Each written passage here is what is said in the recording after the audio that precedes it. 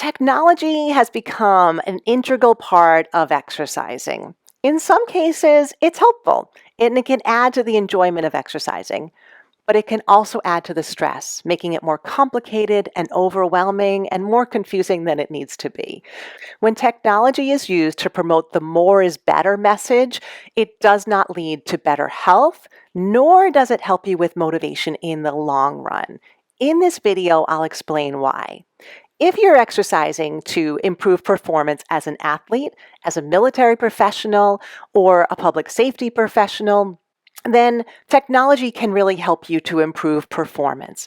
But if you're exercising to improve your health, your well-being, and just to feel and function your best today and every day going forward as you age, then continue with this video because this is for you.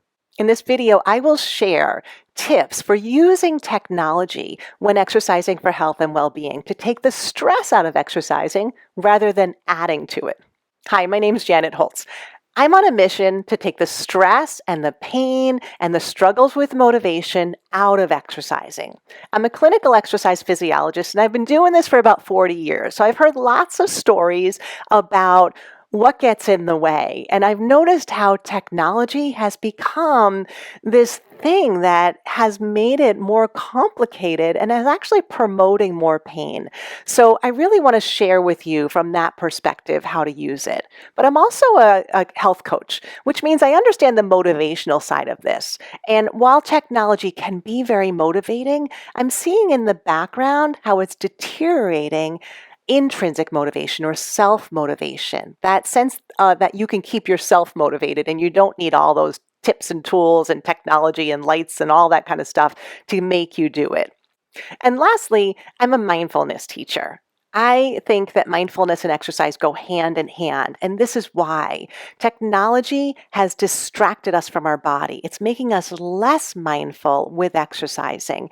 And I want to show you in this video how to use technology to your benefit, but also use some really low-tech solutions that don't cost you anything at all to make the most out of exercising so you can feel and function your best every day, even if you're limited by pain, even if you're limited on time or you're very stressed out or you're not so motivated.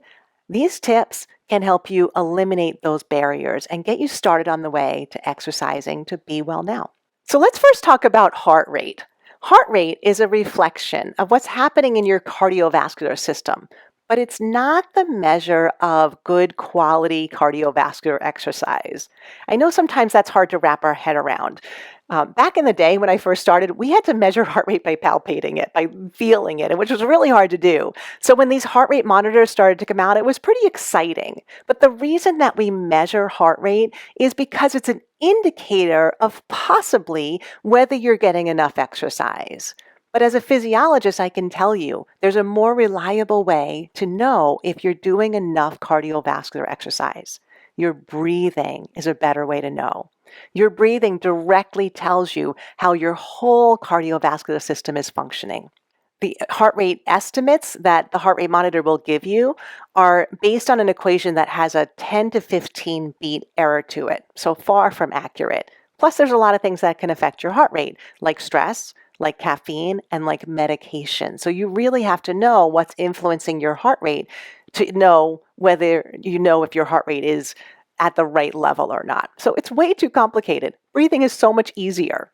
So heart rate monitors can work in some instances, like if you have heart disease and you've gone to cardiac rehab and they can tell you exactly where your heart rate should be. But in general, heart rate is not as reliable as breathing. So how about when you get on a piece of cardiovascular equipment or you go to look for something to buy for cardiovascular equipment and the panel has all of these flashing lights and even screens and people who can yell at you and make you do more or encourage you and cheer you on? Do you need all that technology on cardiovascular equipment to get the most out of it? Not at all. Your body is way more intelligent than any monitor on any machine or any instructor that tells you what to do. Use your energy and your breathing as your guide to know if you're in the right range. If your breathing feels moderate to comfortable challenge, not really out of breath, that it's an uncomfortable level, then you know you're in that right range to get the most from cardiovascular exercise. When your breathing starts to feel uncomfortable, then slow things down a little bit. So make sure the technology is not distracting you from what your body is telling you through breathing and pain and fatigue. Make sure that exercise gives you energy, which is the way that you're going to have more lasting energy or stamina from cardiovascular exercise. So, if you want a low-tech solution to the high-tech stress, then use a cover-up for the technology on your cardiovascular equipment. This towel protects me from the stress of all of those numbers trying to push me to do more or trying to tell me I didn't do enough. Just putting a towel over the technology, ignoring the technology, and tuning into your body is the way to have more accurate information about what you need from exercise right now. And so that brings us to all kinds of smart fitness technology that they have for lifting weights, for doing yoga, and for cardiovascular exercise. Meaning it can connect you to a video or even a special mirror that gives you feedback and pushes you and tells you what to do. While this sounds like a really great idea because you'll get more feedback and more information about what your body's doing, your body has the best information for you. And if you listen to it, it will tell you. You can spend a ridiculous amount of money on these smart products for exercising. And most of the time, it's selling this more is better idea, which is mostly based on misinformation about calorie burning, based on outdated science that says that you can burn endless amounts of calories, so more exercise is better, and so you better have someone to push you to make you push to a goal. It's also from this idea from athletics and military performance where more is better up to a point because you're trying to win a game and perform better. But you and I who just want to be healthy, we need to learn how to listen to our body again. We need to learn how to trust the technology that is inside of us through listening to things like pain, shortness of breath, fatigue, and even our motivation level can tell us a lot about whether that amount of exercise is enough or too much. You'll often hear people say that if exercise starts getting easier, then your body got used to it and you're not getting the benefit out of it. So now you have to push to the next level. Again, this comes from misinformed information from athletics and from calorie burning. If your body got used to exercise and it feels easier, great. That's the whole goal. You want to improve your mobility, strength, and stamina so that you have it so everyday life is easier. It does not mean that you are not getting the benefits anymore. It does not mean that you have to push to the next level. Stay at that level. Now, your challenge is not to do more, but to be consistent with it. If exercise is leaving you feeling and functioning better every day, and you recognize that by being mindful about how you feel when you're doing it and after you do it, and you realize, hey, I feel so much better. I'm functioning better. This thing I'm calling exercise is really helping me. That's going to feed your internal motivation. You're not going to need a lot of technology to tell you what to do and make you do it.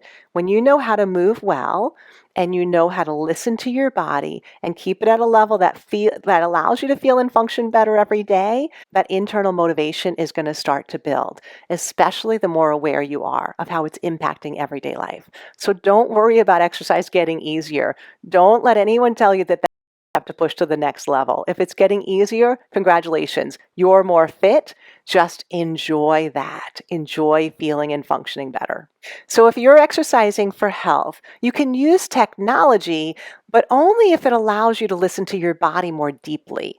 If it's distracting from your body or what your body's trying to tell you, then likely it's not really meant for you. It's meant for somebody who's trying to improve performance, not for somebody who's just trying to be healthy and age well and prevent disease and feel and function their best every day. It's really important that you decide what you want from the beginning. If you like to do performance-based exercise, you want to run a 5K or you want to kind of do a more challenging, more competitive type of exercise, that's great. If your main goal is to be healthy, though, let that be added on. Start a foundation of exercising to be healthy and well, and then layer on the competitiveness for the fun of it. So if you're not getting paid to push your body really hard, you don't need to, and you probably don't need all this technology to make you do it. But if you have the extra money and you like the technology, there's nothing wrong with it. Trust your instincts. Make sure that you're getting what you want from exercise, and what you're doing is keeping you internally motivated and feeling and functioning your best every day. So before you go all high tech, ask yourself, why am I doing this? Am I doing it to push myself harder and make myself motivated from some external motivator? Or am I doing it just to enjoy exercising more and in a way that lets me feel and function better every day? If you want to learn more about how to listen to your body, to develop your inner trainer, join us at Exercising Well. Sign up for a membership where you could do self-coaching, or you can coach with me personally, and I can guide you through eliminating barriers of pain, stress, or low motivation so that you can be exercising well to feel and function your best every day with confidence as you age.